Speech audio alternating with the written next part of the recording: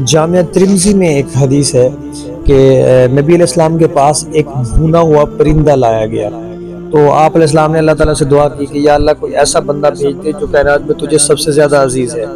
तो इतने में मौला अली तशरीफ़ ले आए और इस हदीस को परिंदों वाली हदीस कहा जाता है और इस हदीस के कोई 30 से ज़्यादा तुर्क मौजूद हैं।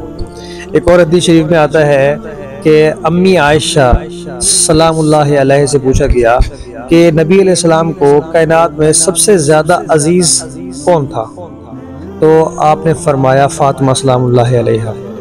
फिर पूछने वाले ने ये पूछा कि मर्दों में कौन ज़्यादा अजीज़ था, तो अम्मी आयशा ने फरमाया फ़ातिमा के शोहर अली इब्न अबी तालिब। और फिर एक और हदीस शरीफ में आता है कि एक ताबी अम्मी आयशा के पास कोई मसला पूछने आता है और वो मसला ये है कि पूछने वाले ने ये पूछा कि जो हम मौज़ू के ऊपर जो मसा करते हैं उसके लिए हमारे लिए कितनी रियायत है कि कितनी देर तक हम उसको रख सकते हैं।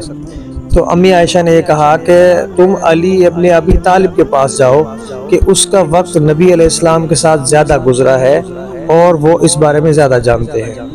तो वो ताबी वहाँ मौला अली के पास गए तो मौला अली ने कहा कि मुसाफिर के लिए 3 दिन जबकि मुकीम के लिए 1 दिन की रियायत है।